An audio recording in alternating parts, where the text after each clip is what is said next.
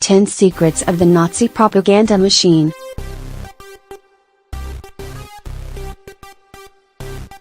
Hitler and his National Socialist Party weren't the first to use propaganda in pursuit of their goals. In World War I, both the British and the Germans fabricated atrocities and attempted to portray the enemy as inhuman beasts. However, these efforts were amateurish compared to the ruthless efficiency of the propaganda machine created by the Nazis. For the Nazis, propaganda wasn't a peripheral activity, it was central to how German society functioned and how the Nazi war effort was run. It was lavishly funded, carefully planned, and so effective that it kept the German people fighting long past the point where defeat became inevitable. Josef Gibbles liked to claim his limp was the result of an injury sustained in the trenches of World War I. In reality, he'd been born with a clubfoot that saw him turned down for military service by the Imperial German Army. This is just one example of a deception by a man who built an entire career on spreading lies and misinformation. A brilliant public speaker, a cynical manipulator of public opinion, and one of the earliest members of the Nazi Party, Goebbels was nonetheless an opponent of Adolf Hitler during the early struggle for control of the party. Hitler soon recognized Goebbels' potential as a valuable ally and went out of his way to win him around. His early wobble behind him, Goebbels became one of Hitler's most devoted disciples. In 1933 he was rewarded for his loyalty and skill when Hitler made him Minister of Public Enlightenment and Propaganda. It placed him in command of the Reich's entire cultural life, even down to what music would be listened to and which works of art could be displayed. Goebbels' loyalty to Hitler remained unquestioned until his suicide in the ruins of Berlin on May 1, 1945. Even as his body was being hastily burned, the propaganda machine he had created continued to threaten and cajole the German people into continuing what had become a hopeless struggle. We now know that Goebbels had privately accepted the inevitability of defeat several months before his death. In an entry to his diary dated November 1944 he admitted that he'd already inwardly taken his leave of the world. It hadn't prevented him from encouraging thousands more Germans to lay down their lives for a doomed cause: Hitler's struggle to make money. In 1924 Adolf Hitler was convicted of treason following a failed attempt to overthrow the government. His crime was punishable by execution, but thanks to a sympathetic judge he was sentenced to just 5 years in prison. He was released after a mere 9 months, during which time he was afforded spacious quarters, received hundreds of visitors, and took regular strolls in the gardens. Hitler passed the time by dictating a book entitled Mein Kampf, which translates as My Struggle. Several sections of the book were devoted to propaganda, and Hitler argued that the masses were not capable of picking up on nuance or subtlety. He instead recommended the use of a few simple messages, which would come to be accepted as fact by means of constant repetition. Mein Kampf itself was long-winded and tedious, even many committed Nazis struggled to wade through it, but every newlywed couple received a copy as a wedding gift from the government. This went a long way towards making Hitler the best-selling author of the 20th century. It also made him very rich. What the German people weren't told was that for every copy of the book the government gave away, Hitler pocketed the royalties for himself. The Hitler no one knows. On his release from prison, Hitler gave up on attempting to overthrow the government by force. His new strategy was to seize power through the ballot box. He was already nationally famous as a hateful, aggressive, provocateur. For the hardcore Nazi support, this was precisely why they liked him, but these characteristics were far less appealing to a wide section of the electorate. If Hitler was going to get elected into a position of power, the Nazis needed to soften his public image. As part of this effort, in 1932 the Nazis released a book entitled The Hitler No One Knows. The book, which featured 100 photographs of Hitler captured by his official photographer, Heinrich Hoffmann, attempted to rebrand him as a caring, cultured, intellectual country gentleman.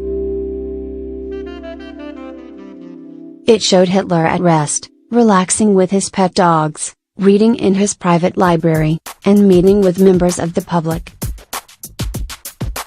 Once again Hitler received royalties from the photographs, which added to what would become, by the time of his death, a vast personal fortune. On February 27, 1933 the Reichstag building, which was home to the German parliament, went up in flames. The police apprehended a lone arsonist named Ernest van der Lubbe, but whether he was ultimately responsible is still not entirely clear. The Nazis claimed the attack was part of a wider communist plot to take over the country. Others believe the Nazis themselves secretly arranged for the blaze to be started in a false flag operation. The timing was at best suspiciously fortuitous, since Hitler was attempting to gather enough votes to pass the Enabling Act, which would allow him to enact laws without consulting Parliament. Whatever the truth may be, the Reichstag fire proved to be a propaganda bonanza for the National Socialist Party. Goebbels got to work whipping up hysteria over the prospect of an imminent communist coup. In the atmosphere of fear generated by Nazi propaganda, Hitler was able to intimidate and arrest his political rivals. The German parliament, with most of Hitler's opponents too terrified to even attend, duly voted itself into irrelevance. The Enabling Act was enshrined in law, and Hitler gained the powers of a dictator. The 1936 Summer Olympics had been awarded to Germany before Hitler came to power. The rise of the Nazis led to calls for the event to be boycotted, but it ultimately went ahead with only the Soviet Union refusing to attend. Hitler was already secretly preparing for war, but he wanted to use the Olympics to portray Germany as a prosperous, peaceful, and tolerant nation.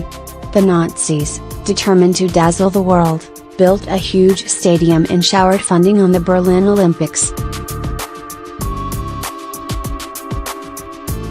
It was the first sporting event ever to be televised, and it was the first time the Olympic torch was carried by relay from Greece. Efforts were made to conceal the full extent of the persecution of Jews from foreign visitors. Signs banning Jews from shops were temporarily taken down. The most virulently anti-Semitic Nazi newspapers were withdrawn from sale in Berlin, and a token Jew was selected to compete on the German Olympic team. While Hitler was furious that the African-American sprinter Jesse Owens emerged as the star of the show, the Berlin Olympics was a huge propaganda coup for the Nazis. All eyes had been on Germany, and many people liked what they saw. Both Hitler and Goebbels enjoyed Hollywood blockbusters, but the German people didn't get the opportunity to see them. American films were rarely permitted to be screened in Nazi Germany, and in 1941 it became illegal to watch them at all. Goebbels wanted to ensure the German people were fed a cinematic diet rich in National Socialist propaganda. Over the course of its short history, the Third Reich produced more than 1,000 films. One of the most ambitious of these was Titanic, which began filming in 1943 just as the tide of war began to turn against the Nazis. featuring a German hero who warns of disaster, and villainous British capitalists whose greed places the ship in danger. The Nazi version of the Titanic was plagued with problems and controversy. When the director, Herbert Salpin, made comments criticizing the Nazis, Gibbles had him arrested. The next day he was found hanged in his cell. Gibbles forbade any mention of the deceased director, but he couldn't entirely put a stop to the rumors that he had personally arranged for Salpin to be killed. The film was finished at great expense under a new director, but it never made it to general release. By the time the film was completed, Germany was coming under increasingly heavy attack from the air, and Gibbles decided a disaster movie would be all too reminiscent of real life. Some of the footage did eventually make its way to the silver screen, when it was used in the 1958 Hollywood production A Night to Remember. Hitler fell for his own propaganda. Nazi propaganda painted an image of Adolf Hitler as a world historic genius, a mastermind who was almost by definition incapable of making a mistake. In the early days of his struggle, Hitler most likely viewed such propaganda as a useful tool. Later in his career he came to believe it implicitly. Nowhere was this more disastrous for Nazi Germany than in his handling of military affairs. The plan for the hugely successful invasion of France in 1940 was devised by Erich von Manstein, but Hitler claimed the credit for himself. Hailed by German propaganda as history's greatest military strategist, he came to blame every setback on his generals' failure to follow his orders. The possibility that his orders might be at fault, which they very often were, didn't even occur to him. In 1939 Hitler had not interfered in the military plans for the invasion of Poland. By 1944 he was attempting to micromanage history's largest war on a multitude of fronts. German field marshals and generals in the thick of battle would routinely have their orders overruled by a man hunched over a map hundreds of miles away in Berlin. Gerd von Rundstedt, the senior German commander for the entire Western Front, later complained to his Allied captors that his authority hadn't extended any further than changing the guards outside his headquarters. By 1944 evidence was mounting that something terrible was happening to the Jews in Hitler's Third Reich. The Nazis were finding it difficult to conceal the evidence of the slaughter of millions of people. Even Goebbels accidentally let the truth slip. In an infamous speech in which he demanded total war, he spoke of the extermination of the Jews, before quickly correcting himself and returning to the official party line that the Jews were being relocated. In June 1944, the Nazis allowed officials from the International Red Cross to visit their Rajenstadt ghetto camp in occupied Czechoslovakia. The camp had been specially prepared to give the impression that the occupants were living in relative comfort.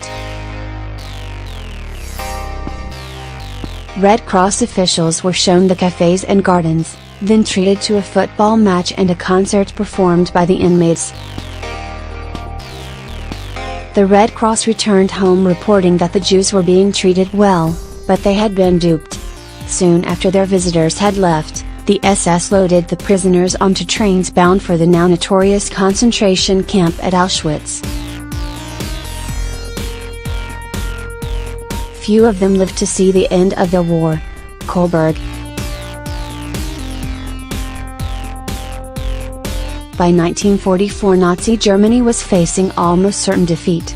Allied bombers pounded German cities by day and night, the Russians were in unstoppable tide advancing from the east, and the British and Americans were preparing an invasion of Western Europe. Goebbels was determined to convince the German people to fight on, even if defeat seemed inevitable. With Germany desperately stretched and increasingly short of resources, he commissioned production of a film entitled Kohlberg. At the time it was one of the most expensive films ever made, although quite how expensive isn't known since the Nazis never released the figures. It is known that an astonishing 200,000 people were drafted in to serve as extras. This included 50,000 soldiers who were desperately needed elsewhere. The film, which is set during the Napoleonic War, tells the story of the heroic defense of the Prussian town of Kohlberg. Through their determination and refusal to surrender, the inhabitants defeat an overwhelmingly superior French force against all the odds. The message the film was intending to convey to the German people was not subtle. Gibbles himself had penned much of the script, and he had no hesitation in hailing it as the greatest film of all time. However, Kohlberg failed to make an impact at the box office. By the time the film was ready for release in January 1945, Germany was in ruins, and there were very few movie theaters left standing in which it could be shown. The town of Kohlberg was overrun by the advancing Russians in March 1945. There was no repetition of the successful defense portrayed in the film. The myth of the werewolves. By early 1945 the Allies were pushing into the heart of the Reich, and German society began to break down. Food and fuel were in desperately short supply, schools and universities were closed, books were no longer being published, but the Nazi propaganda machine rolled relentlessly on. In addition to the familiar promises of wonder weapons that would turn the tide of the war, Gibbles hit upon a new theme. Nazi propaganda spoke of a resistance organization standing ready to fight a vicious guerrilla war behind Allied lines. This guerrilla army was known as the Werewolves, but it scarcely existed outside of Gibbles' imagination. The German people were tired of war, and almost nothing had been put in place in terms of training or equipment. The werewolves achieved very little, its only attack of any real note being the assassination of the mayor of Aachen. Gibbles' last propaganda campaign may even have backfired by causing more of Germany to fall into Soviet hands. While the werewolf threat contributed to the Western Allies advancing more cautiously to minimize casualties, Soviet commanders had no such concerns about the lives of their own men.